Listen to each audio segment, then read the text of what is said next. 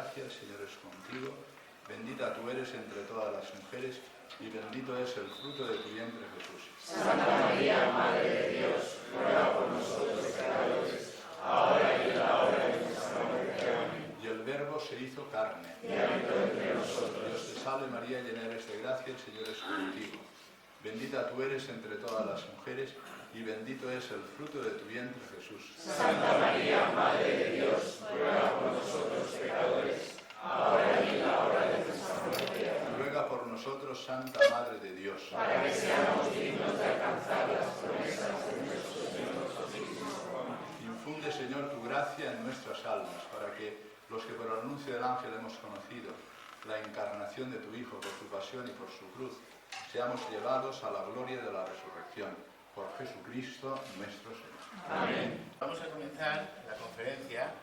Don Juan Antonio Reig nació hace 77 años como nuestra asociación.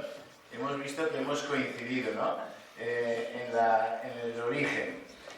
Don Marcelino Laechea tuvo bien hace pues esos 77 años fundar la asociación, y el Señor tuvo bien regalarnos a don Juan Antonio, ¿no? al mismo año. Tiene 77, estuvo 13 años al frente de la diócesis de Alcalá de Henares. Desde 2022 es el obispo emérito. Se formó en Valencia, en Salamanca y Roma, y desempeñó su ministerio sacerdotal en la archidiócesis de Valencia. En 1996 fue nombrado obispo de Segovia Castellón, en 2005 obispo de Cartagena y en 2009 obispo de Alcalá de Henares. En julio de 2022, al cumplir 75 años, don Juan Antonio Reig es obispo emérito de Alcalá de Henares. Si por algo es conocido Reig, es por su trabajo en la pastoral familiar, siempre vinculado e impulsando iniciativas en defensa de la familia y de la vida, que le han valido diversos reconocimientos. Presidió durante 15 años la Subcomisión Episcopal de la Familia y Defensa de la Vida, de la que sigue siendo miembro. Y lo más importante para nosotros es que es una persona que el Señor ha puesto cercana a nosotros siempre, ¿no? Porque durante varias etapas ha venido a hacer cursos a la asociación, formaciones. Entonces, para nosotros es un honor que esté en este día aquí, el Día del Maestro. Bueno, muchas gracias. Pues muchas gracias, Eduardo. Y empezamos directamente en lo que se me ha propuesto. Lo hemos titulado así porque un título amplio: Principios irrenunciables de la educación cristiana, ¿no? Para la educación cristiana. Bueno, pues de esto vamos a hablar, y por ser ordenados, desarrollaremos en primer lugar, suele hacerse siempre, yo me cansa hacer diagnósticos, pero es necesario en cualquier momento decir dónde estamos, en qué momento nos encontramos, unas pinceladas sobre el contexto en el cual hemos de educar, después qué es la educación, en qué consiste educar, y después entraremos en los medios y en los principios irrenunciables para una educación cristiana. Por tanto, contexto en el cual nos encontramos para llevar adelante esta misión o tarea de la educación.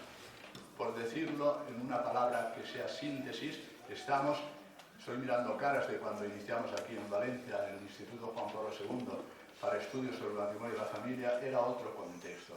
En España han pasado cosas muy rápidas y hemos llegado a una situación que es muy distinta de aquellos años en que comenzamos los estudios sobre matrimonio y familia.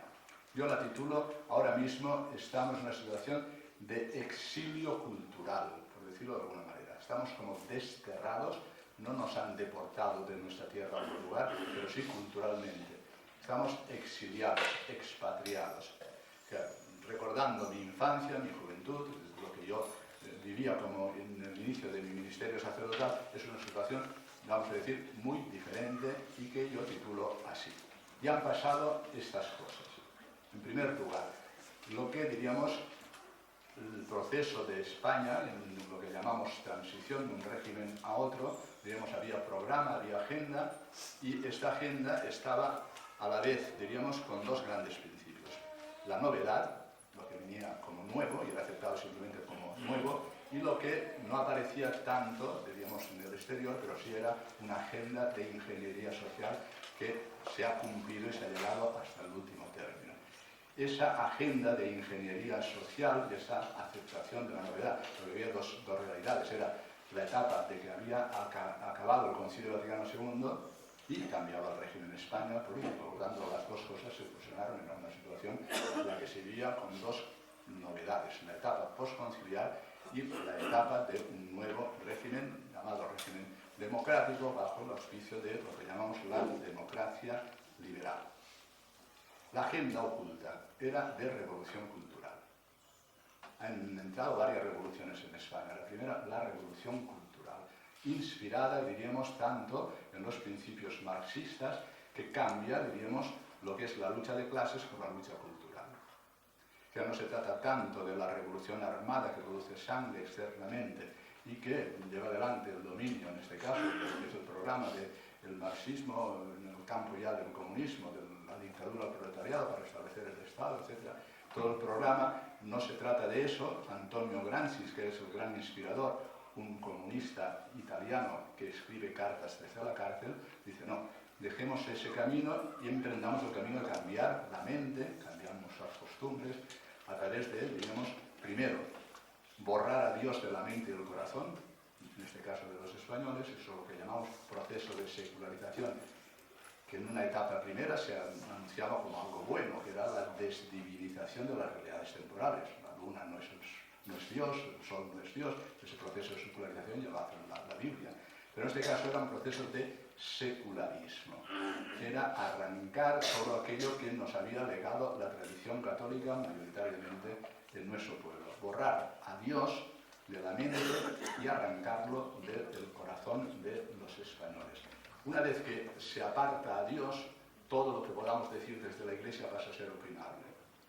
Y es una opinión entre opiniones que no tiene el fundamento mismo de lo que es Dios, que sustenta todo lo que es el edificio de la educación cristiana. Proceso de secularismo. Cambio de costumbres, con un gran sistema de propaganda, todos los medios de comunicación social, desde las televisiones, la radio, los medios escritos y la enseñanza. Para llegar, diríamos, a este proceso en que Dios sea expulsado de la plaza pública. Dios es expulsado de todas las instituciones, diríamos, llamadas así, públicas, ¿no? Revolución cultural. Esto no es que no empiece en España, sino que viene de muy lejos. Si tenéis un poquito de paciencia, pues vamos poquito a poquito avanzando y llegamos al final. Esto se inicia, diríamos, de una manera, digamos, de giro, en lo que llamamos el Renacimiento, donde deja de estar todo presidido por el teocentrismo, Dios en el centro, y Dios en el centro explica el origen, el fundamento y la meta de lo que es el hombre y de lo que es la vida social. Esto lo llamamos teocentrismo, o colocar a Dios en el centro. Proceso que hace el Renacimiento, con lo que es volver a las fuentes, en este caso son las fuentes de la filosofía grecorromana, etcétera, etcétera, las instituciones, es desplazar a Dios y colocar en el centro al hombre. Eso se llama humanismo. Colocar al hombre en el centro. Eso, diríamos, después ha tenido sus derivados, humanismo cristiano, etcétera. Pero es desplazamiento de Dios y colocar al hombre en el centro. Con dos grandes cosas que han atravesado desde entonces, que va por etapas poquito a poco. Diríamos, la primera es: todo lo que existe y es realidad debe estar medido por la razón. Es el primer principio. Teocentrismo, colocar en el centro al hombre, con dos grandes principios. Incluso Kant dice: la religión en los límites de la razón. Escribe un libro así, es decir, todo tiene que ser la realidad medida por la razón, y un concepto particular de libertad. La libertad significa independencia y autonomía. Son los dos grandes principios que atraviesan después el principio del Renacimiento, la Ilustración, el Iluminismo, la Revolución Francesa, etc. La libertad entendida como, digamos, independencia, ruptura de vínculos con la tradición, con la revelación, con la religión, y hasta ahora, si lo seguimos hasta el final, por ruptura con la familia, lazos que nos hacen, diríamos, estar unidos a otros, incluso con uno mismo, con su propio cuerpo. Son principios que han llegado hasta el final, pero son los dos. Todo medido por la razón, eso acaba siendo cientificismo, y un concepto de libertad. Pero entonces lo que promueve este Antonio Gramsci, todo lo que ha sido ingeniería oculta, era, diríamos, hacer que cambiaran las mentes, cambiaran los corazones, para generar un concepto de persona reductivo al individuo, y al individuo acabando siendo simplemente el individuo consumidor, que es lo que persiguen los grandes movimientos, diríamos, para poder gobernar fácilmente a las personas. Revolución cultural, no me extiendo más. Junto a esa revolución hemos sufrido la revolución llamada sexual, que es otra realidad que al principio, pues, cuando estudiábamos en el Instituto Juan Pablo II, veíamos las primeras entradas de esta revolución sexual que, digamos, tiene, por repetirlo, lo habéis escuchado muchísimas veces, primero 3 entradas, ¿no? Desvincular la sexualidad de la procreación. Primera entrada de la revolución sexual. La sexualidad no tiene por qué estar dirigida a la procreación y vinculada necesariamente a ella. 2. Desvinculación de la sexualidad del matrimonio. ¿Por qué tiene que estar vinculada simplemente al matrimonio? El ejercicio ya de lo que llamamos sexualidad humana. Y tercero, desvincularla del amor, ¿no? Son las 3 entradas de la revolución sexual. Después, a partir de la caída, sobre todo, del muro de Berlín, 1989, donde ya, digamos, los grandes principios de la revolución marxista y el comunismo quedan al descubierto, y después de lo que ha sido la introducción del liberalismo, la democracia liberal, etcétera, etcétera, bueno, pues han entrado, diríamos, otros procesos que han llevado la revolución sexual a lo que llamamos las bioideologías. Bioideologías porque van vinculadas a lo que es la vida humana, y en esto pues aparece lo que llamamos la ideología de género. Con la ideología de género después llegamos a lo que puede ser pues, todos los procesos que ahora mismo están en moda y que están, diríamos, siempre como ideología, la transexualidad, después lo que es la teoría queer, con todo un proceso de, diríamos, de derribo de la tradición, con un proceso de cancelación que llamamos, con la gran ideología woke, que camina, diríamos, potenciada por el cientifismo y por lo que será la inteligencia artificial, hacia lo que llamamos posthumanismo, antes transhumanismo, etcétera, etcétera. Esa es una nueva situación. Hasta ahí llega la bioideología, que después se une a lo que son ya, diríamos, movimientos que lo llevan adelante, desde el feminismo, desde el homosexualismo, desde el animalismo, desde el ecologismo, es decir, pone todos los ismos que tenéis ahora presentes, que han generado una situación muy distinta a lo que teníamos, diríamos, al principio cuando nos conocíamos e iniciamos los estudios sobre matrimonio y familia. Revolución sexual, bioideologías, ¿no? Donde hoy se plantea incluso, es decir, la diferencia o qué hay entre el animal y el hombre, etc., por no extender, ¿no? Una revolución también, junto con revolución cultural y por revolución sexual, de carácter social y político. Una revolución de carácter político que significa que después de todo lo que ha sido los totalitarismos de un signo o de otro, después de las 2 guerras mundiales, bueno, pues llega un momento en que, porque todo eso ha ocurrido en Occidente, y ha ocurrido en una mentalidad de unos pueblos que eran cristianos. Y dice, bueno, aquí ¿qué nos ha pasado? ¿No? Las guerras mundiales. Entonces, después de la Segunda Guerra Mundial, lo que quiere establecerse, digamos, es un pensamiento débil, que no haya identidades fuertes. Es lo que persigue, porque si no nos han llevado a la confrontación, incluso a la guerra, y una guerra ya con las dimensiones de lo que ha sido la Guerra Mundial.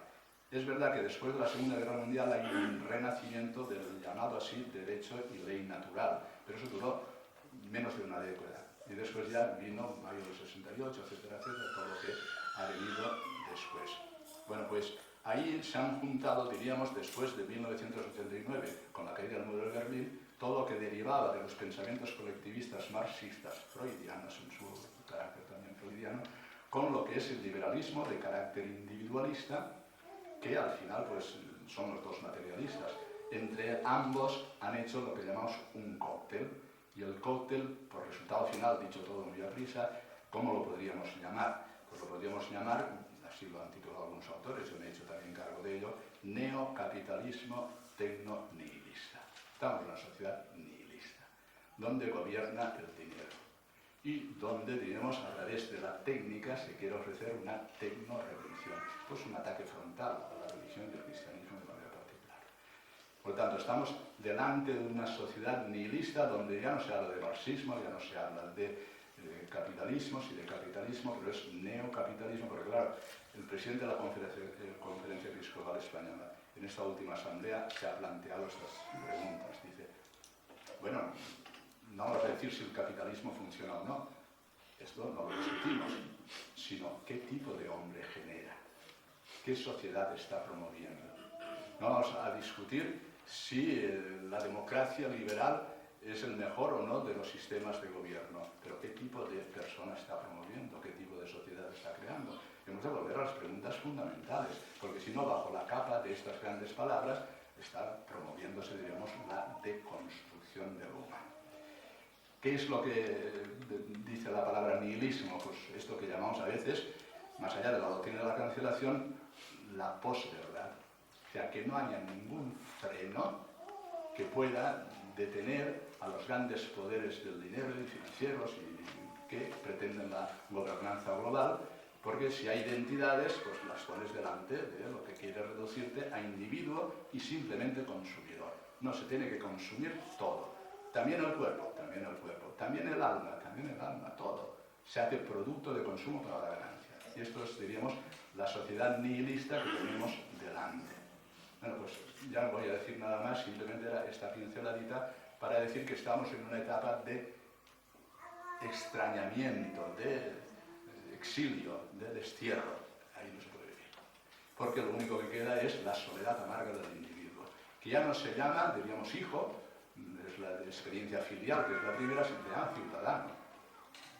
Ya se le ha arrancado de los vínculos primeros de lo que es la familia, se ha arrancado de lo que es la realidad primaria de la vocación al amor, que es el matrimonio. Claro, damos la crisis del matrimonio, la crisis de la familia, etcétera, etcétera. Pero todo lo que me he explicado, porque estas revoluciones, lo estoy diciendo muy a prisa, no vienen de abajo arriba, sino de arriba abajo. No es una revolución que abajo pues se esté promoviendo una lucha para alcanzar una serie de derechos, una serie de... No. Esto ha venido por medio de una ingeniería social promovido desde arriba y promovido por aquellos que con agenda oculta han querido promover todo esto que llamamos deconstrucción de lo humano para tener, digamos, una gobernanza fácil y promoverlo todo para la ganancia y para, digamos, el negocio. Punto y aparte. Contexto. Segundo punto. Entramos en la educación. ¿Y qué es educar? Yo acabo de decir en la homilía que la educación es más importante que todo el sistema sanitario español.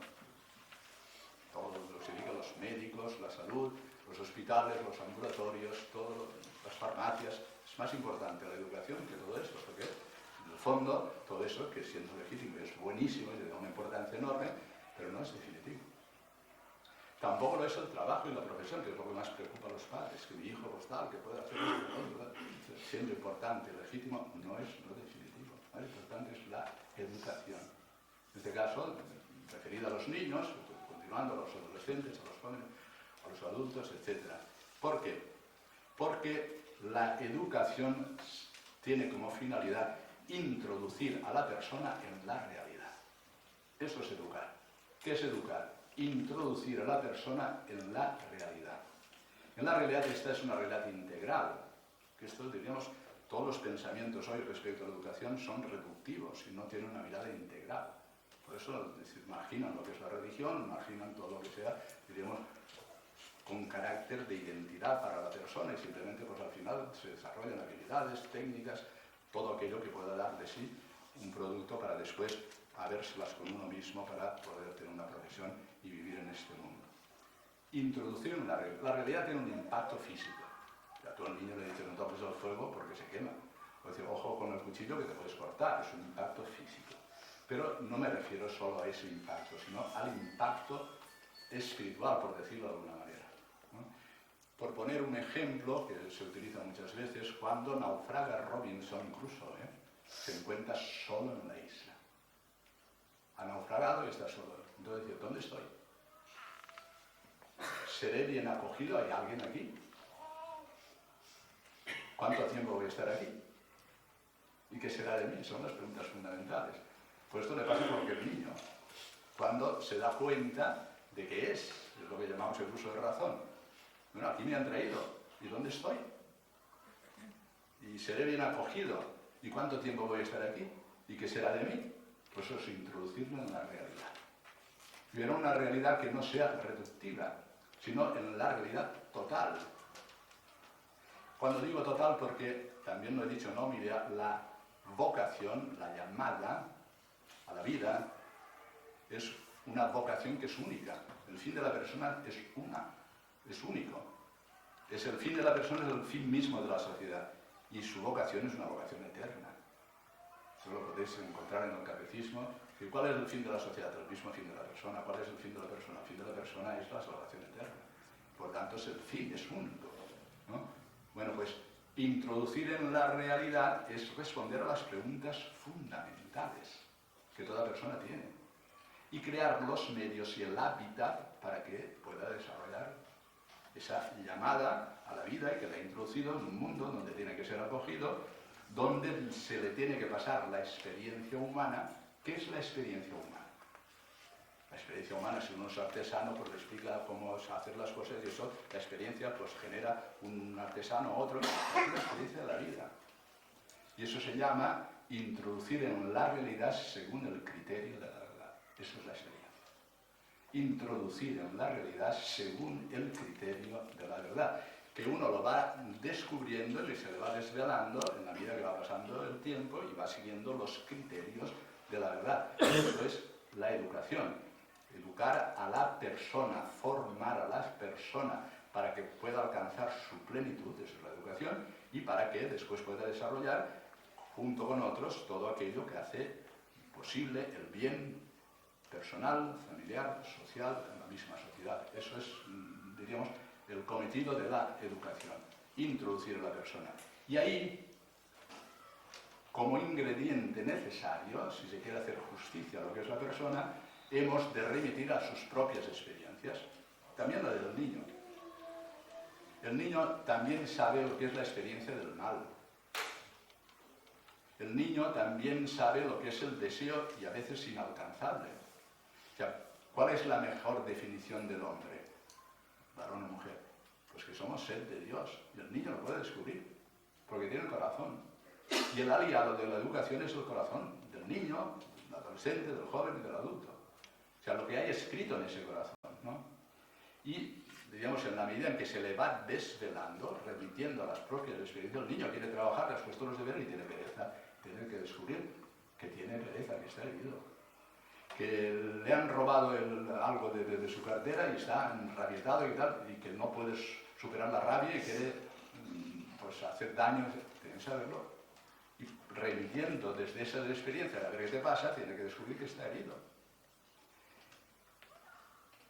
Cuando digo que el hombre es sed de Dios, pues la Gaudium et Spes lo dice de la manera, dice, ¿qué es el hombre? Varón o mujer. Dice, es ilimitado en sus deseos, no hay nada que nos satisfaga en este mundo, ni lo más cercano, ni lo que más nos quiera, nada satisface el corazón del hombre, de la mujer, ilimitado en sus deseos y con la experiencia de múltiples limitaciones. O sea, quiero y no puedo. Todo eso el niño también lo va descubriendo poquito a poco. Hay que introducirle en esa realidad, y en la realidad del sufrimiento, en la realidad del mal, y darle las pistas para saber que está herido, que el mal está presente y que tiene que tener una respuesta, poquito a poco, pero ya desde el primer momento. Eso es introducir en la realidad. A partir de ahí, uno, por el impacto físico, se va educando para saber cómo tratar las cosas, cómo entrar diríamos, en el cambio de las cosas, de la técnica, la tecnología, etcétera, etcétera. Todo eso se puede desarrollar por lo que quiera. Y ahí todo lo demás de ciencias humanas, ciencias auxiliares, ciencias más fundamentales, etcétera, etcétera. Pero lo fundamental está aquí. Y todo empieza con el origen. ¿Qué es lo que nos ha pasado dentro de esta revolución cultural, revolución sexual, revolución social y política? Cuando digo revolución política es ese cóctel, y da lo mismo. Hoy los partidos están muy diversificados, pero al final las agendas en lo que nos interesa, diríamos, de fondo de lo que es la persona, es decir, están todos más o menos en la misma situación, unos más exagerados, menos exagerados, pero están en la misma, no responden a las grandes cuestiones, que es lo que aspira al corazón humano y lo que tiene, ¿no? Por tanto, lo más importante es comenzar bien, el origen. Cuando a Dios se le ha expulsado de la plaza pública, es irrelevante para la gestión pública. Cuando Dios se le ha borrado de la mente al español y se le ha arrancado del corazón, ha sido sustituido por otra realidad. Si la filosofía primera que llamamos desde Aristóteles es la metafísica, que habla de lo contingente para pasar a lo necesario, y Dios él lo entiende como el motor inmóvil, ahora toda esa filosofía primera ha sido sustituida por el evolucionismo. Es la filosofía primera la que quiere explicar la realidad y qué es lo que nos ha conducido a donde estamos ahora. Por tanto, somos producto de la casualidad, del azar o de la necesidad. Y por tanto no tenemos ninguna identidad que tenga que ser respetable necesariamente. Ahora, eso es tremendo. O sea, sustituir el principio de la creación como origen por la filosofía primera llamada evolucionismo, es ismo, no estoy hablando de la evolución, sino estoy hablando del evolucionismo. Bueno, pues diríamos una novedad absoluta, porque entonces nos quedamos sin identidad, no sabemos qué educar, qué tenemos que educar. Si no tengo un concepto del origen, de la identidad de la persona y de la meta de la persona, ¿qué tengo que educar? ¿Me lo queréis decir? Ya cualquier educación o cualquier programa es arbitrario, por tanto vayamos a las cosas útiles. Y entonces cuando impera, tanto en la política como en lo que llamamos la vida social, el utilitarismo y el hedonismo. Lo que me da gozo y placer y lo que me es útil. Y nada más. Y nada más. Son los dos grandes principios, el utilitarismo y el hedonismo. Y todo depende ya desde el origen. Educar es introducir en la realidad y comenzando bien por el origen. ¿De dónde venimos? Claro, los maestros, los profesores ahora tienen que tener mucho cuidado con el tema de la teología de la creación. Esto, diríamos, es fundamental. En la enseñanza, que ya es, diríamos, más allá de lo que es la familia, la colaboración con los padres, con la educación incluso sistemática de lo que es la mente de los niños y las niñas, etc., empezar bien. Hemos sido creados a imagen y semejanza de Dios. Y hoy, gracias a Dios, pues tenemos elementos más que suficientes para hacer razonable la teología de la creación. Porque claro, los niños muchas veces, es decir, todo lo que les han aprendido, incluso en la catequesis, en los procesos de iniciación cristiana, luego llegan a la secundaria, entra el profesor de biología o de ciencias naturales, le entra todo el proceso de desterrar toda la creación y que lo que les han contado del Génesis 1, 2 y 3, todo eso son, digamos, mitos y cuentos y tal, pues entonces es un ataque frontal a su fe. Y ahí es donde entra la crisis verdaderamente. Por lo tanto, hemos de tener muy claro lo que llamamos para educar, comenzar a introducir en la realidad quién nos ha llamado. Ese es el tema fundamental. ¿Quién te ha llamado? A ver, Robinson Crusoe, que está allí, tú, ¿quién te ha llamado? Entonces, hemos de salvaguardar al menos el lenguaje hasta ahora, que es la palabra procreación. Hemos sido creados por Dios. El pro es de los padres. Dios se ha buscado unos colaboradores para que a través del abrazo conyugal, desde el amor, llamen al amor. Y ese se haga fecundo y he venido yo.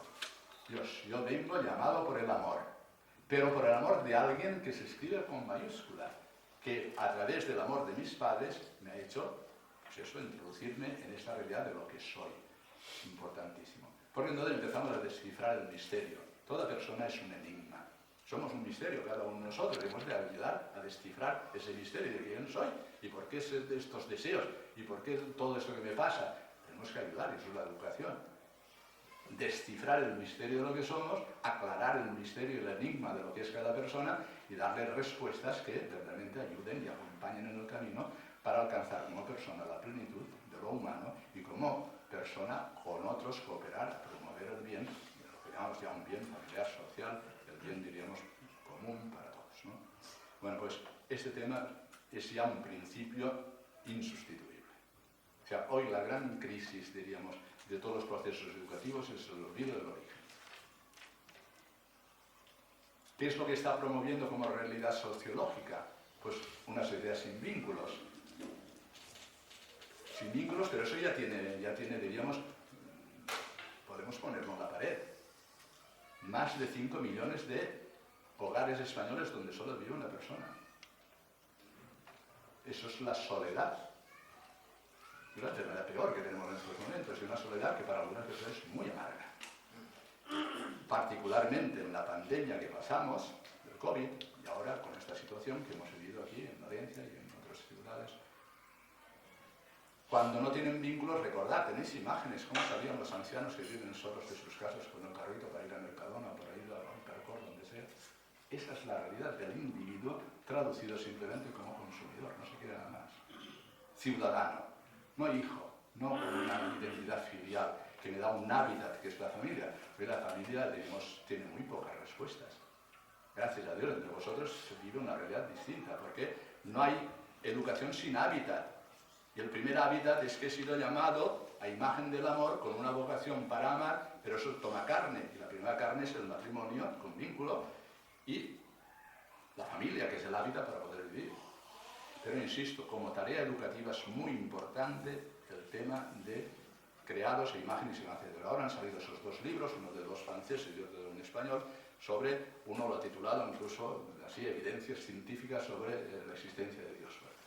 Pero todo eso sirve, porque hasta ahora, es decir, todo lo que fue el siglo XVIII, siglo XIX, es decir, ha sido un ataque frontal a la religión para decir que Dios no existe y que por tanto la razón lo arregla todo y que no necesitamos a Dios como redentor, sino ya la técnica y la tecnología serán nuestros redentores. Tecno-redención.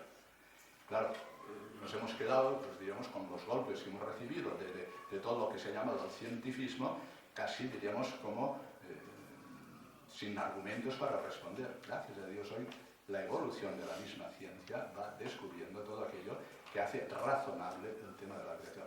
Pero hemos de saber explicarlo bien también desde los textos. Ahora, los textos de Génesis 1 y 2, relato yavista y el relato egoísta, es decir, son tardíos en la escritura.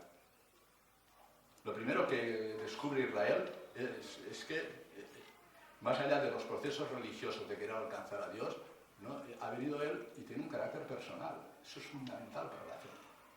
Ha hablado, habla, una revelación. Y nos ha enseñado, claro, ha hablado como habla. Abraham, sal de tu tierra. Moisés, va, Faraón, deja salir a mi pueblo. Habla y ellos conocen la experiencia de Dios. Y por la experiencia de Dios van conociendo que Dios es. Y que Dios habla a través de acontecimientos. Y al final, cuando ya están en el exilio, como nosotros, es cuando dicen, pero ¿qué nos ha pasado? ¿Qué nos ha pasado? Ahora no tenemos ni templo, ni sacerdotes, ni profetas. Señor, acepta nuestro corazón contrito, tal, dice el profeta Daniel. Es cuando escriben los relatos de la creación, son los más tardíos. Ah, es verdad. O sea, no se trataba simplemente de una tierra material, no se trataba simplemente del Dios nuestro, sino es el Dios creador de todo. Y para todas las naciones. Y todo era una preparación para que viniese alguien que nos va a hablar de manera definitiva, que es Jesucristo. Introducir en la realidad es introducir en Jesucristo. Es la única realidad perdurable. Todo lo demás pasa. Esa es la realidad verdadera. Y todos los sistemas de organización de enseñanza pública, universidades, etcétera, etcétera, al lado de esto son nada. Al lado de esto son nada. Y por tanto, querer expulsar de lo que es la enseñanza, de lo que es, digamos, la respuesta a los interrogantes más profundos del hombre, y por tanto, querer arrojar lo que es palabra definitiva, sustantiva y palabra de salvación, digamos, al menos es una necedad. Vamos a decirlo así, es una necedad. Y nosotros debemos ser conscientes de eso. Por tanto, ¿qué es educar? Introducir en una realidad para resolver el origen, el qué, quién soy y la meta. La crisis fundamental que se ha dado en estos años anteriores, podéis leerlo de una manera, diríamos así, muy bien explicado por Benedicto XVI, in Caritas in Veritate, es una crisis que se llama él antropológica. Claro, si venimos de la evolución, del azar, de la necesidad, no tengo identidad. Pero si vengo del amor de Dios y he sido creado a su imagen y semejanza, en la unidad cuerpo-espíritu descubro una diferencia sexual, una vocación al amor, y sé quién soy. ¿Quién soy?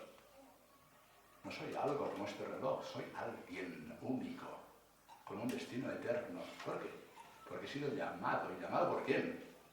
Por el que es la vida, porque es el amor.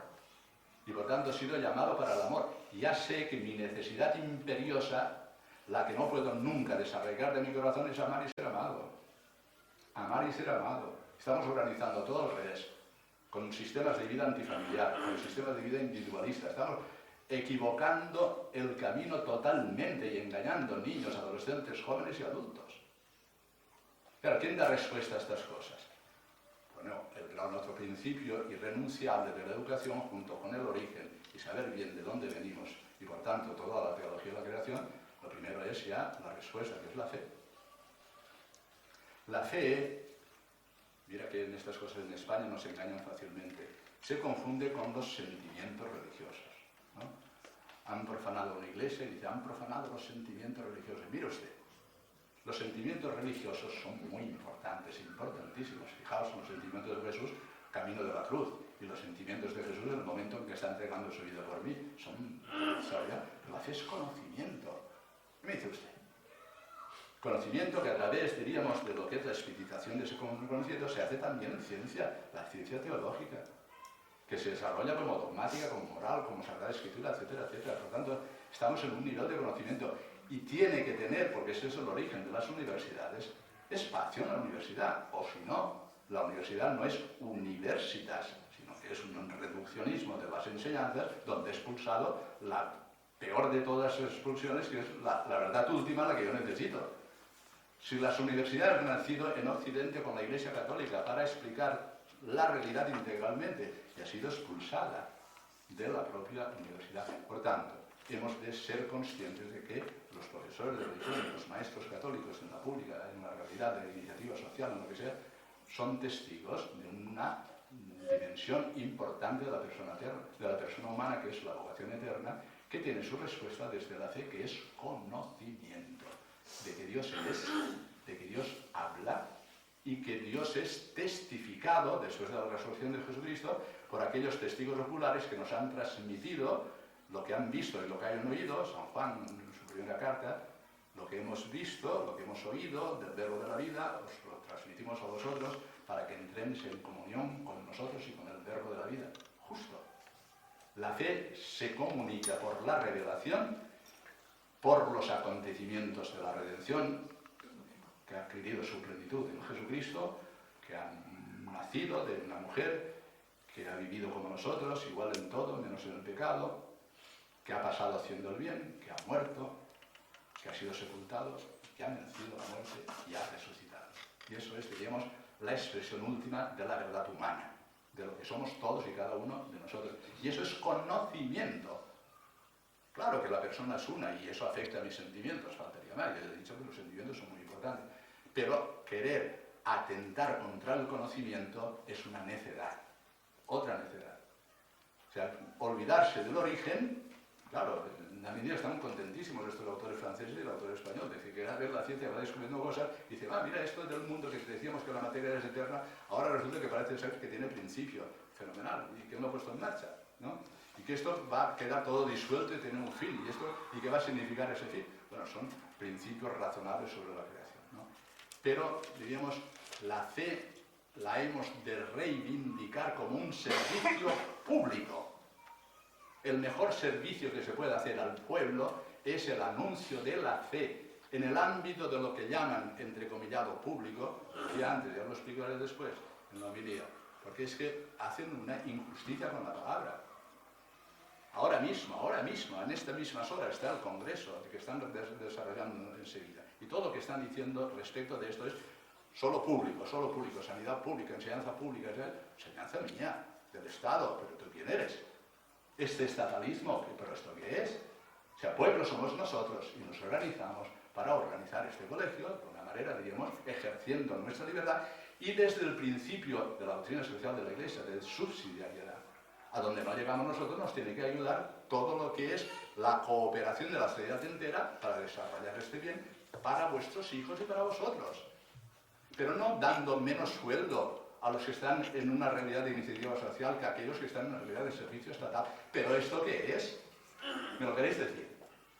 ¿Pero esto qué es? No es enseñanza, no es bueno. Usted puede limitar, si nos reunimos para crear una mafia, para hacer el mal, no se debe permitir, el bien común no lo permite eso. Pero una iniciativa social que sea capaz de generar tareas educativas para cooperar con los padres, que son los que tienen el derecho a la educación, ahora lo diré después, pero estaba hablando de la fe. La fe tiene una relevancia pública, la religión tiene una relevancia pública. ¿Sabéis el momento más fatal que ha vivido España después de la transición? Fue después de la pandemia, cuando se reunieron incluso con presencia de obispos en la Plaza de Oriente para hacer allí un gesto masónico de lo que significaba la compasión o el compadecimiento con los que habían muerto como víctimas del COVID. No un funeral de Estado, no. nato con la llama ardiendo, totalmente mal. Ese es el momento de inflexión del secularismo atroz que ha entrado en nuestra realidad social, en lo que llamamos la vida nuestra aquí en esta realidad que llamamos España, ¿no? Bueno, pues la fe. Pero la fe, insisto, no como algo privado del corazón, como Dios ha arrinconado en la conciencia. O sea, a los niños hay que educarles para que reconozcan la realidad del espíritu. Ellos tienen que darse cuenta que no son una realidad simplemente orgánica. ¿Por qué desean más de lo que pueden, ¿no? ¿Y qué pasa? ¿Por qué deseo más? Y eso no responderá que soy una unidad cuerpo-espíritu y el espíritu me está reclamando una trascendencia que no me dan las cosas, ¿no? ¿Y por qué a veces no quiero hacer una cosa porque está mal y la conciencia me recrimina que está mal y no tengo que hacer? Y si la he hecho, me recrimina porque lo he hecho mal. ¿Y quién me manda esa conciencia? Son caminos para descubrir el camino del espíritu. Y desde ahí a Dios. Desde ahí, todo esto es una tarea paciente en que hemos de descubrir primero el origen, de dónde vengo. Y después la existencia del espíritu, que hoy es un materialismo atroz, lo que estamos viendo en todas las cosas. Si no reconocen la realidad del espíritu, nunca serán educados en la fe. Harán prácticas y actividades más o menos de cosas, pero que no alcanzarán el sentido de su propia historia y el sentido de su propia vida y lo que le da Jesucristo para saber quién es y para saber cómo vivir. Hay que descubrir la realidad del espíritu, hay que hacerles descubrir la realidad de Dios que habla al corazón de las personas. Habla a través de la conciencia, habla a través de los testigos, habla a través de los acontecimientos y habla a través de lo que es otro elemento para la educación, que es la comunidad. La comunidad educativa, la comunidad cristiana, la comunidad familiar. Y sin esos tres es imposible educar. La comunidad familiar es el primer principio para darse cuenta de quién soy, a qué soy llamado y cómo vivir una existencia llamado desde el amor para el amar.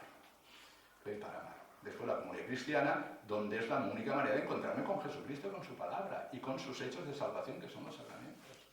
Y después la comunidad educativa, que tiene que cooperar para que realmente haya una sintonía entre las tres comunidades. Todo eso está muy roto.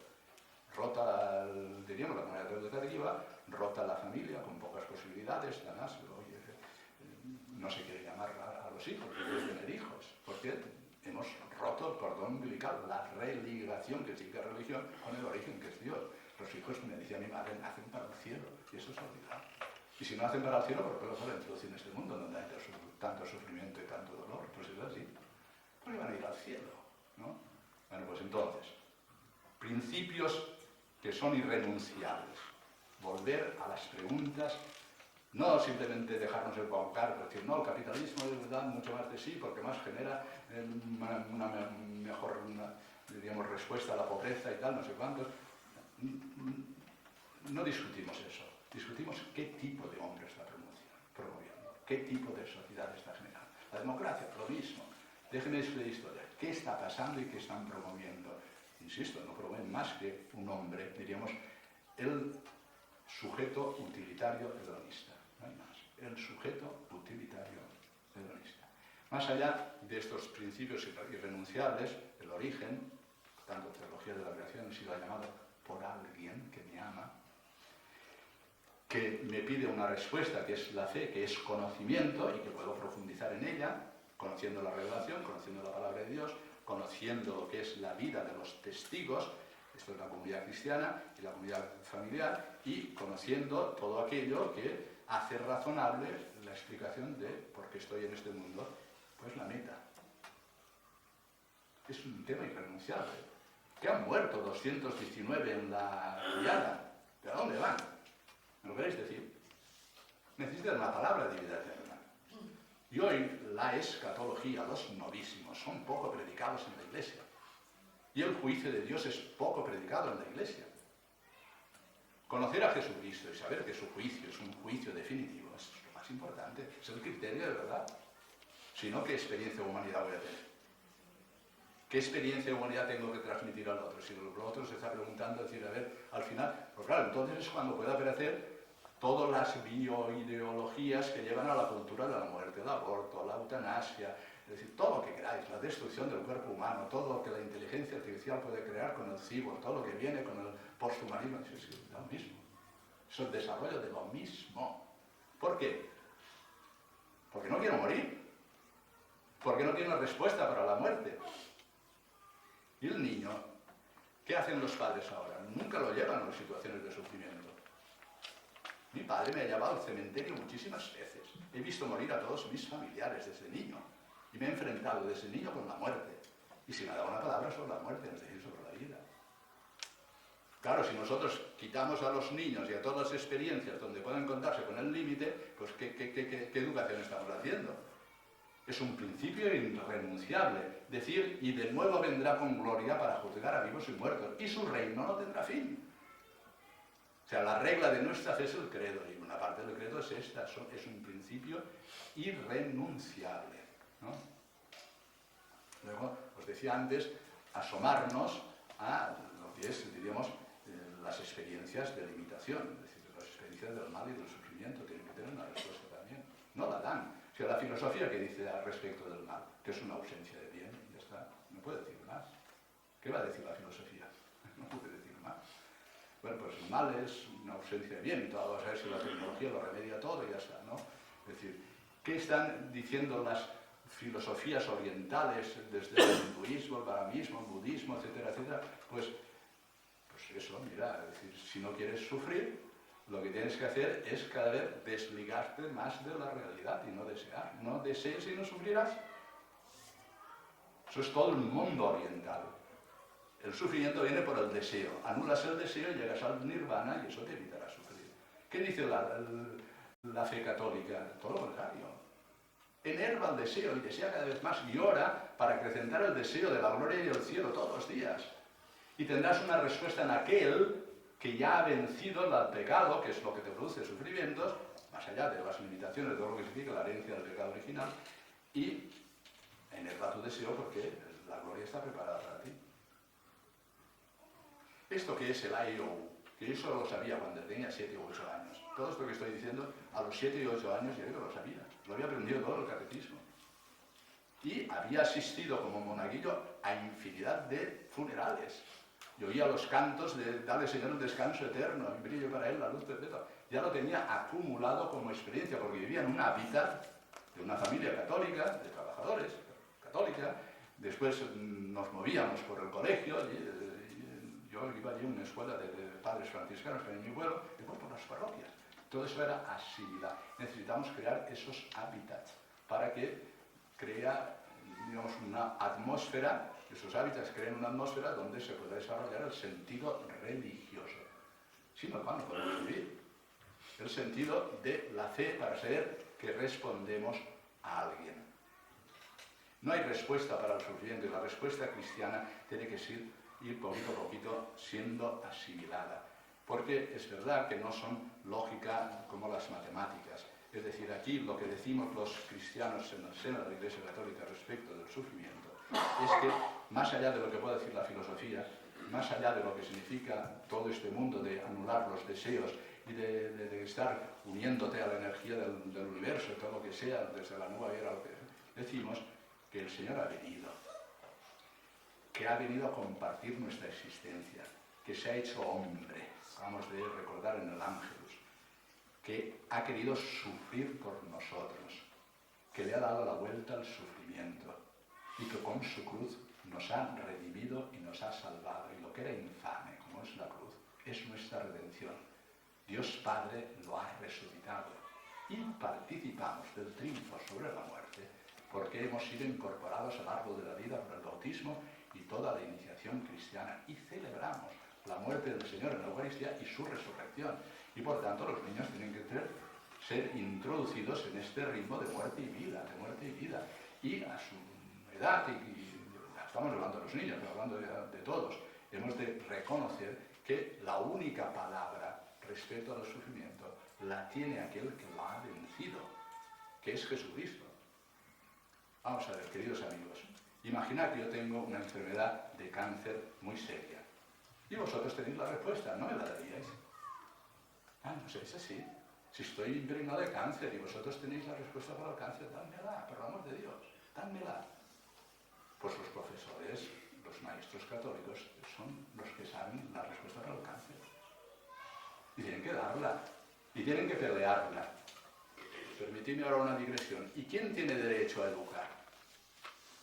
¿Quién tiene derecho a educar? ¿No? Pero claro, estos también nos están invadiendo con el estatalismo continuamente. El Estado es el que tiene derecho a educar. Oiga usted, leerlo de una manera, digamos así, muy sencilla, en la Familiaris Consortio del Papa San Juan Pablo II. El derecho a educar lo tienen los padres, por haber dado origen a la vida de sus hijos, cooperando con Dios. Es un derecho que dice Juan Pablo II que es original. Original significa que le pertenece a ellos y que no se le puede robar, porque le han dado ellos la vida a sus hijos. No se lo pueden robar. Y es inalienable, nadie se lo puede quitar, ¿no? Y que no es delegable de manera absoluta. Es decir, no son los únicos educadores. Después coopera la Iglesia y coopera la sociedad. Uno nace como cristiano y lo primero es la familia, donde tiene que encontrar pues, el espacio para crecer en todas las dimensiones. Para ser educado en el amor, para conocer el amor, para ser amado, para conocer después lo que significa vivir unido a Jesucristo en el hábitat propio de lo que es la fe cristiana, que pasa después a la comunidad cristiana. Y después tiene que continuar en el espacio educativo. ¿Es la única sociedad, la familia, que puede educar? No, porque no puede todo. Y de ahí es donde viene, la Iglesia tiene un derecho, dos fundamentos para ese derecho. Porque es una sociedad también humana, y como sociedad humana puede organizar colegios para enseñar. Y después porque tiene la verdad de la salvación dada por Jesucristo y el mandato de enseñar. Los dos son fundamentales. Y no se puede renunciar a la escuela católica. Y no se puede renunciar a la presencia de los católicos en todos los colegios. Las dos cosas. Leed el documento del Concilio Vaticano II, Gravissimum Educationis, ¿no? Es decir, veréis, la escuela católica tiene el fundamento porque la Iglesia de una sociedad también humana es la Iglesia de Jesucristo, por eso es salvadora, no somos nosotros, es Jesucristo viviendo en nosotros, esperanza de la gloria, esa es la Iglesia. Pero como sociedad humana tiene el derecho. Y como sociedad salvífica, por mandato de Jesucristo, tiene el derecho de anunciar para todos, porque la vocación de quien llama es a todos, crear un espacio público para Dios, para que Dios no sea relegado a la conciencia de lo privado, faltaría más. Claro, todo esto lo tenemos bastante olvidado, ¿no? Entonces, en el curso en el lenguaje hemos de aprender a distinguir entre iniciativa estatal, iniciativa comunitaria de la Comunidad Autónoma de Valencia, iniciativa de los ayuntamientos municipal, iniciativa social de un grupo de padres, de un grupo de personas que quieran organizar. Todo eso es libertad, todo lo demás son cuentos. Y desde ahí se tienen que organizar para hacer el bien, que eso es la Asociación Católica de Maestros. ¿Qué hacéis? Pues tenéis derecho a reuniros para promover entre vosotros este tipo de enseñanza, para reforzar todo lo que sea, seminarios, talleres, escuelas, para ir profundizando en lo que es el ejercicio propio de lo que es, aunque seas profesor de matemáticas, de geografía, de ciencias naturales, da lo mismo. Es decir, la presencia pública, porque necesita la escuela testigos. Se pasa por la fe, que viene por la revelación, por el oído y por los testigos. Y en este caso, quienes educan, los padres, son testigos. El derecho primario a educar le corresponde a la familia y las condiciones es que los esposos, dentro de sus limitaciones, pues sean testigos de una verdad que les supera y que la tienen que testificar. Y después que haya una coherencia de juicio, porque si no sus hijos serán cínicos. Y mira, este dice y no hace, pues acabarán en el cinismo. Y eso no es que seamos superhéroes, ninguno de nosotros lo somos. Reconociendo nuestros errores, nuestras debilidades y nuestros pecados, con paciencia y perdonándonos mutuamente, civilización del perdón, es la civilización cristiana, crecemos dando testimonio de una verdad que nos supera. Y eso ocurre dentro de la familia y ocurre en el espacio educativo de la comunidad cristiana y ocurre dentro de lo que tiene que ser la comunidad educativa, en un colegio, en un instituto, en una universidad, etcétera, etcétera. ¿Veis lo que significa la injusticia de algo que viene ya, diríamos, desarrollándose de todo un proceso de ingeniería social que ha querido generar un tipo de persona y un tipo de sociedad desvinculada, aislada, con ruptura de vínculos, condenando a las personas a la soledad? Y entonces eso, ¿cómo se arregla? Pues se arregla que mientras tú puedas gozar y las cosas te sean útiles, bien, y si no, la eutanasia. Y si no, pues te vinculas tu cerebro, si es que puede ser eso, con una máquina y la sobrevivencia a través del cyborg. Y si te tienen que... Pues, porque quieren la inmortalidad, porque yo soy un cúmulo de deseos ilimitados. Y le tengo que dar respuesta a eso. Y ellos dicen, no, la religión es una superstición y es un engaño, es el opio del pueblo, decían los marxistas, ¿no? O es una realidad que impide verdaderamente el amor libre, como dicen los liberales, ¿no? Por tanto, el matrimonio es una cárcel del amor, etc. Todo lo que digan, ¿no? Es todo lo contrario, es verdad que si en todo este sistema no hablamos nunca del pecado, no nos aclararemos.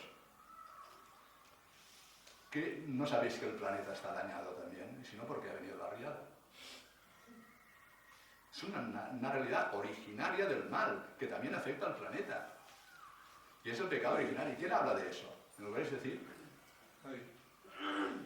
Si yo estoy dañado, pero también el pecado origen mis propios pecados y el mal que encuentro en el mundo. Y si yo no hago dentro de un esquema de quién soy como identidad, soy creado a imagen y semejanza de Dios. Desde el bautismo soy hijo de Dios. Por tanto, mi lógica es una lógica filial. Sé de quién dependo, sé a quién tengo que amar, sé en quién puedo confiar. Pero estoy herido y necesito curarme y curar de las heridas profundas del corazón. Claro, hoy vivimos, queridos amigos, en una realidad que llamaba también Benito XVI de un analfabetismo religioso, que es tremendo, de un analfabetismo afectivo, que es tremendo. Claro, el sujeto que tienes delante lo llamamos siempre vulnerable y siempre estamos con esa palabra vulnerable, pero es así. Es un sujeto que no se sostiene, es que no tiene columna vertebral, es que no se puede mantener en pie. ¿Y cómo lo pones en pie? Por eso la educación cristiana. Introducirlo en la verdadera realidad, dándole las respuestas adecuadas a la mente y al corazón para que pueda con otros, y por tanto el con otros es muy importante. Porque el niño va a gata hasta que se pone en pie y necesita de otros. Y el adolescente va buscándose a sí mismo pero necesita de otros. Y el joven, todos necesitamos de todos. Y por tanto el acompañamiento en la educación es muy importante, los testigos son muy importantes y el hábitat en el que tenemos que vivir es muy importante. Todo ese conjunto de cosas, o sea, no lo realiza solo la escuela, por amor de Dios, no os quiero cargar dentro de la escuela y dentro de la realidad de lo que es un maestro, en este caso católico. Por eso os decía en la homilía que es muy importante esta asociación, es lo más importante de todas. No lo hago para quedar bien con vosotros. Es decir, pero todo lo que tenga que ver con la educación es lo más importante, es lo más importante. Y por eso tantas leyes una detrás de otra para destruir la educación. Una detrás de otra, una de otra, pero ¿esto qué es? Resumiendo algunas cositas es muy importante por si queréis hacer preguntas, ¿no? Quien tiene derecho originario, indelegable, inalienable a educar es la familia. La familia necesita la cooperación de otras instituciones para completar todo lo que implica el poder alcanzar la formación de la persona para que alcance la plenitud y con otras personas pueda generar el bien para la sociedad. Son las finalidades de la educación. Por tanto, necesita tanto de la comunidad cristiana, más allá de la familia, y necesita de los espacios educativos, llámese escuela, llámese instituto, colegio, llámese universidad, etc. La iniciativa de generar, digamos, espacios para la educación se basa en lo que es la propia realidad de la libertad o el ejercicio de la libertad, por lo que hemos dicho del principio de subsidiariedad. No aceptaremos nunca el que con la palabra público se entienda estatal. No es verdad. No es verdad, simplemente no es verdad. Somos pueblo y por tanto nos organizamos.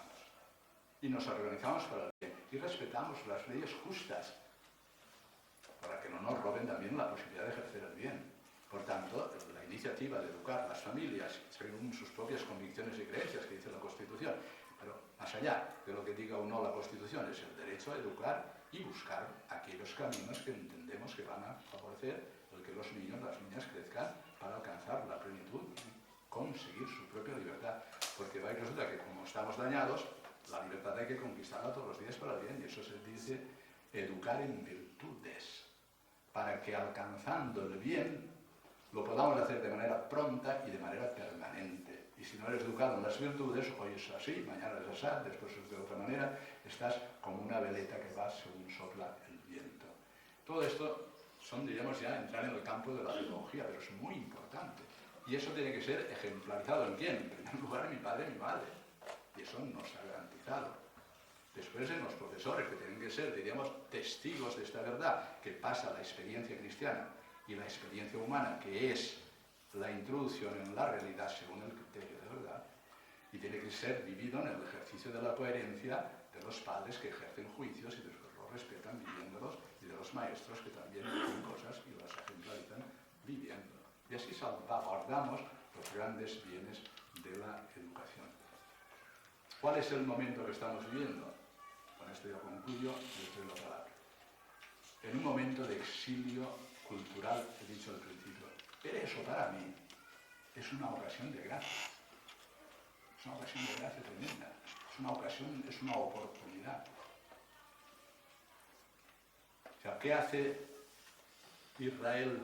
Que es el ejemplo que tenemos. Todo lo que le ha pasado a Israel nos pasa a nosotros. Primero, como desarrollo de nuestra vida espiritual, la ontogénesis de lo que somos como pueblo, como persona, se desarrolla en la filogénesis, lo que uno es la experiencia de toda su vida. Lo que le ha pasado a Israel pasa a nosotros y pasa a cada uno de nosotros. ¿Qué le ha pasado? Que esa experiencia, diríamos, límite de estar en el exilio, le ha dado, diríamos, la gran fuerza para después reconstituirse como pueblo y alcanzar, más allá del monoteísmo, la universalidad de la salvación hasta el extremo de lo que dijo Jesús. En la carta de Timoteo lo recuerda San Pablo, la voluntad salvífica de Dios. Dios quiere que todos los hombres se salven y lleguen al conocimiento de la verdad. Por esta experiencia del exilio.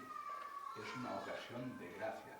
¿Qué se hace en el exilio? Suenan todas las sirenas, todas las alarmas. Nos reconcentramos como pueblo, no para crear un gueto, sino para recuperar identidad. Y desde ahí, con el amor a Jerusalén, que expresan los salmos, fijaos que está en el destierro y dice, junto a los canales de Babilonia nos sentamos a llorar.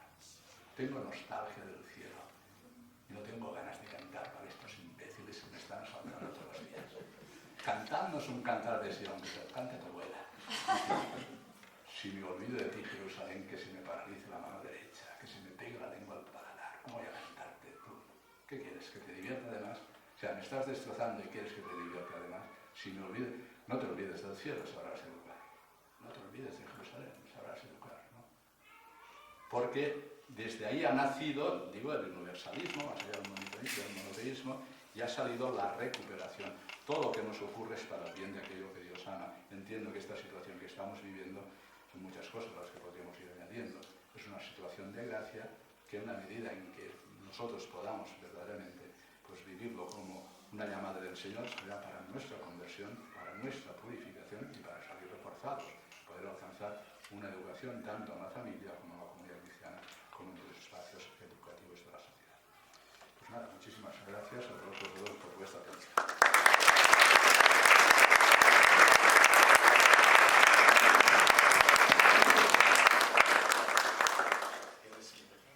Bueno, gracias Juan Antonio por estos principios irrenunciables. Si alguien tiene alguna duda, 10 minutos, 5 minutos tenemos para poder preguntar. Yo tenía una pregunta. Hasta la una. Vamos a ver, si la ideología es un impedimento para la educación, para introducir a los niños y a los hijos en la realidad total, si los partidos políticos muchas veces son un impedimento para la educación, si el socialismo capitalista y masónico, todo lo que queramos, es un impedimento para la educación, ¿qué régimen político, o sea, es decir, qué modo sería el ideal para que se pudiera dar una verdadera educación a los hijos y que se pudiera decir si la democracia está también en este momento en entredicho y que, o sea, es decir, por dónde iría usted? Y luego también, ¿se puede hablar de los que están detrás de la agenda oculta o es algo innombrable?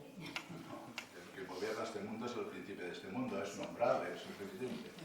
Todo lo que ocurre está detrás, el que llamamos innombrable, príncipe de este mundo, llámalo como quieras, ¿no?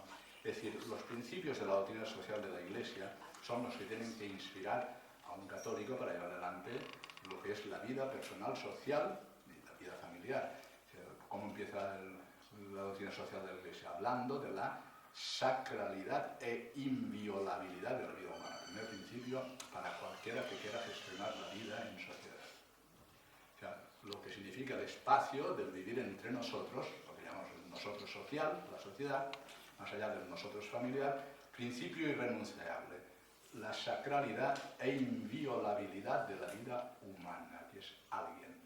Claro, eso se puede percibir cuando uno viene con deficiencias físicas o psíquicas, cuando uno tiene claro que es llamado por Dios, que Dios es su fundamento y que el desenlace de nuestra vida es el cielo. Sin esos principios, difícil, pero el católico los tiene.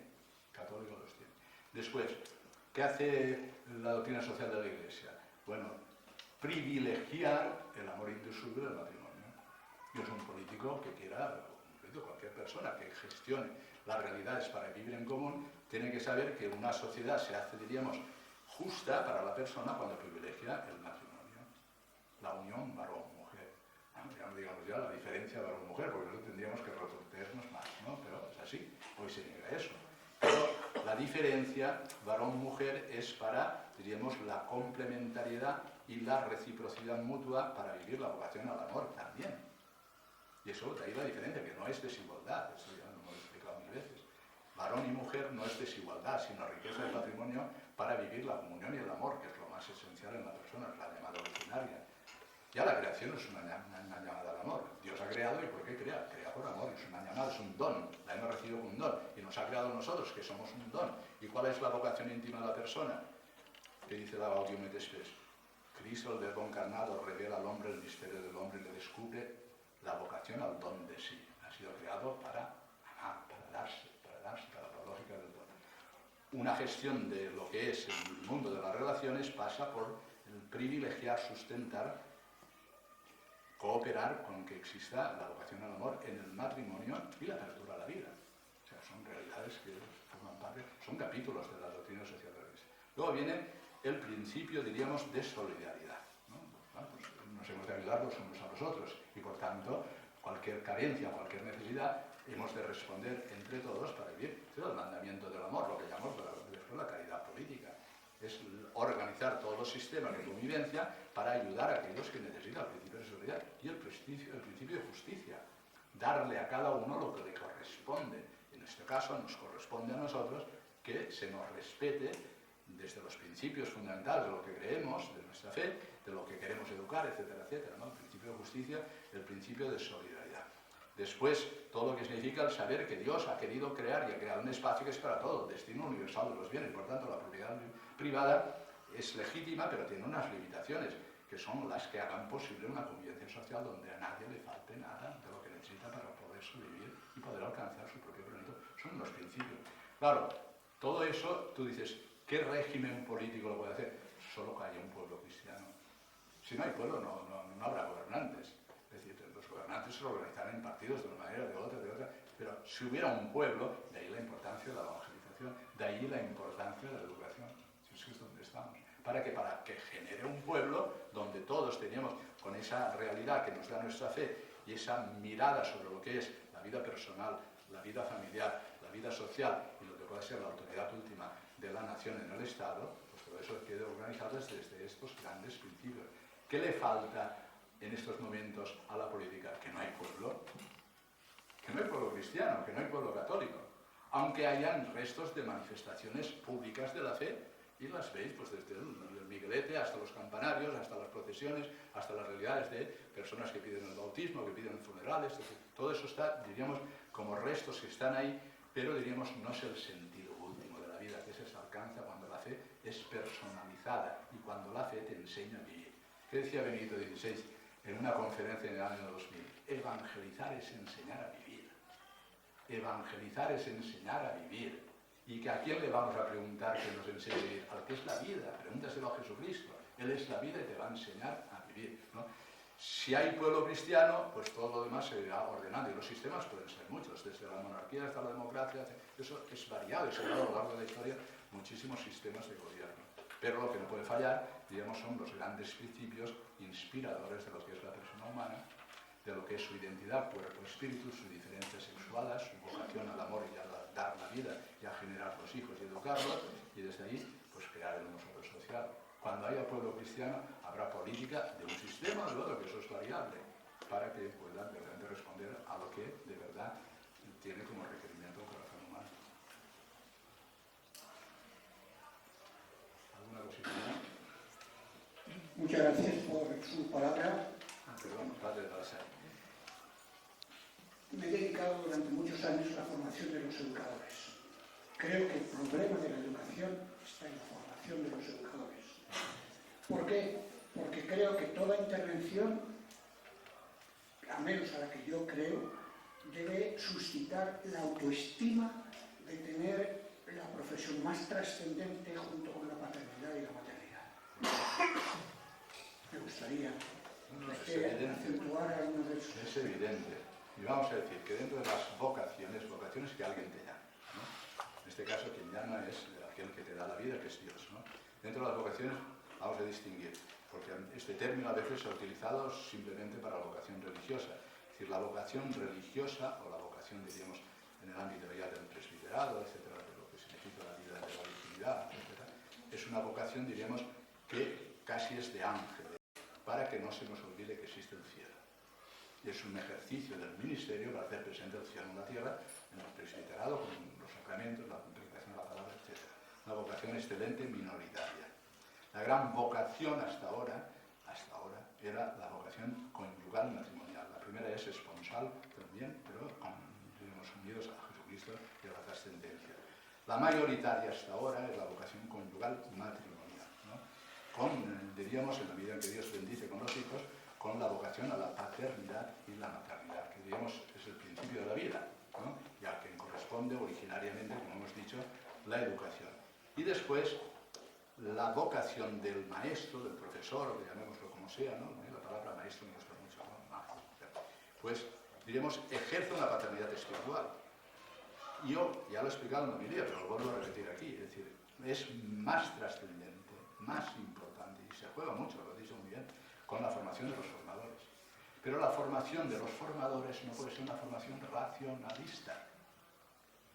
O sea, a veces entendemos que es adquirir cada vez más habilidades, más ahora con todo este mundo digital, de conocer más cosas, de conocer más... No, se trata de adquirir la forma de lo que es la plenitud de lo personal, que yo tenga delante un testigo y que después tenga el desarrollo de toda la experiencia humana, que os he dicho, lo repito otra vez, es la experiencia de introducirme en la realidad según el criterio de verdad. Lo digo para que lo aprendáis. Es decir, porque si no las cosas después se nos olvidan, ¿no? Porque la experiencia de humanidad es cuando se ha seguido el criterio de verdad y se le puede pasar a otro. Es evidente lo que acabo de decir. La formación de los formadores, a medida que no sea racionalista en el sentido de esto que estoy diciendo, y que genere personas que, adquiriendo la plenitud de la formación de lo humano, sean capaces de transmitirla en todo lo que significa ser persona y en todos los bienes que desarrollan a la persona para que alcance su plenitud. Hoy no se atreve nadie a educar en las virtudes en las escuelas, ¿pero esto qué es? ¿Qué persona estás educando? Puedes saber muchas matemáticas y ser un deshonrado. Puedes saber toda la geografía del mundo y ser una persona que no se puede vivir contigo, que es un egoísta y que no se puede vivir contigo. Es decir, formar a la persona es formarla integralmente, ¿no? Y en ese sentido necesitamos hoy Claro, ¿quién lo va a hacer? Pues los que saben cómo se cura el cáncer, y eso sois vosotros. Si es que la importancia, ¿por qué he venido hoy aquí? No era un día cómodo para venir desde Alcalá de Henares, desde Madrid, de aquí. Pues he venido porque me acuerdo de Conchita Hervás, que era la sucesora de su padre cuando generaron en el año 1947.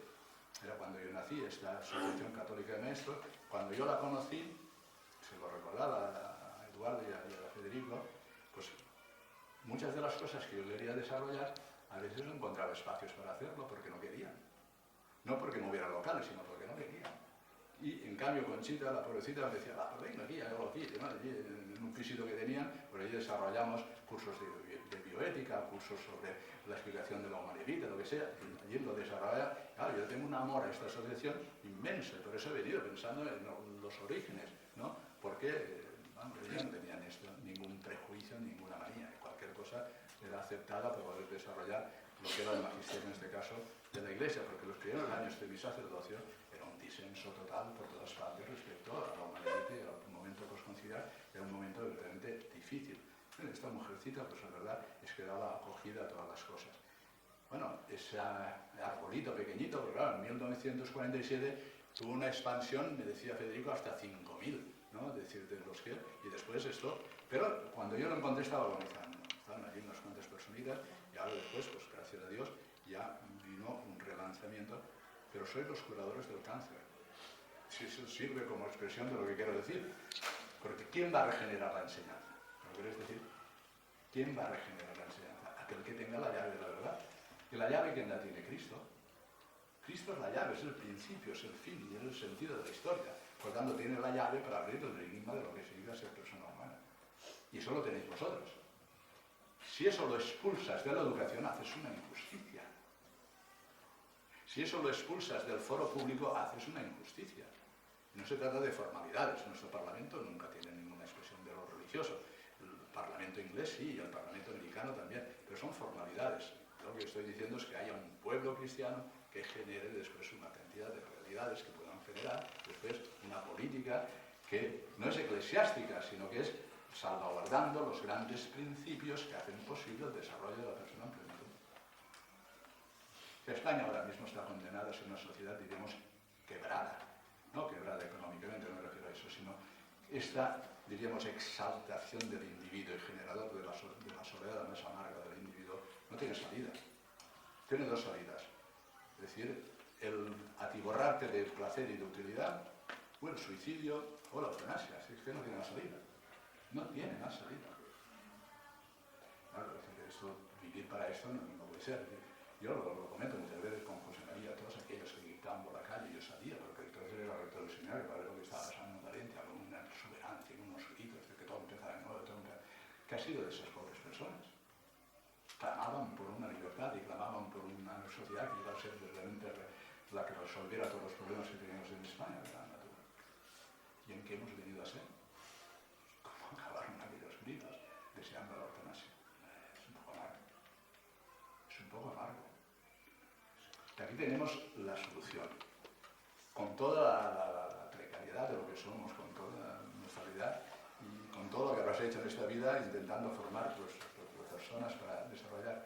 Pero insisto, no he venido a hablar simplemente de vosotros, sino de lo que significa la relevancia pública de Dios, de lo que significa la relevancia de la enseñanza de la verdad eterna en el ámbito de la educación organizada por el pueblo, y para salvaguardar el derecho, diríamos, a organizar todo aquello que sea bien para las personas desde el principio de subsidiariedad. Entiendo que eso significa, yo organizo una escuela, esta, pero no puedo resolver todos los problemas porque no.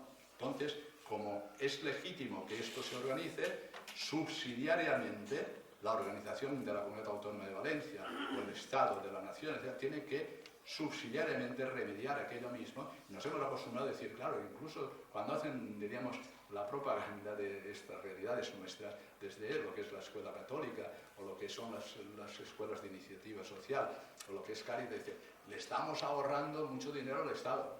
¿Esto qué es? Estamos ejerciendo la libertad, no ahorramos nada a nadie. Y el Estado tiene que dar aquí lo mismo que da en cualquier espacio, en cualquier colegio, porque tenemos derecho a ser persona, y eso no me lo das tú. Me lo ha dado mi padre y me lo ha dado Dios.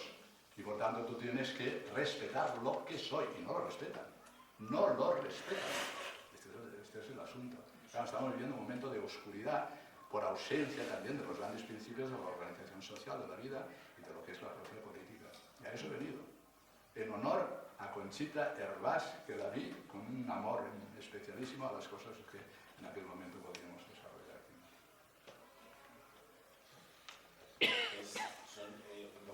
Son las 1:05. Pero cada una que hablábamos, ¿no? Exactamente. Pues entonces, gloria al Padre, al Hijo y al Espíritu Santo. Como era al principio, ahora y siempre, por los siglos de los siglos. Amén.